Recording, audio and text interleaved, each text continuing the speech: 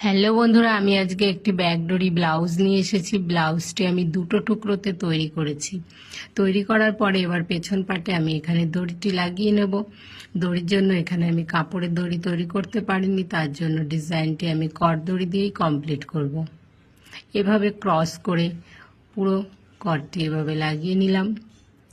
দড়িটি লাগিয়ে নেওয়ার পরে এখানে আমি 3.5 ইঞ্চি গ্যাপ রেখেছিলাম, সেই হিসাবে এখানে আমি দড়িটি বেঁধে নিলাম। বেঁধে নিয়ে 15 ইঞ্চি এক্সট্রা দড়ি রাখলাম। দড়ি রেখে 4 ইঞ্চি বাই 4 ইঞ্চি একটি কাপড় নিয়ে কাপড়টিকে এভাবে ভাঁজ দিয়ে আমি লটকন তৈরি করব।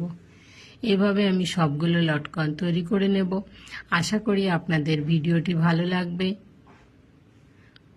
এভাবে আমি লটকনটি তৈরি করে নিলাম। এরপরে ব্লাউজের ফাইনাল লুকটি দেখুন আপনারা। আশা করি আপনাদের ভালো লাগবে। যদি ভালো লাগে তাহলে কমেন্ট করে অবশ্যই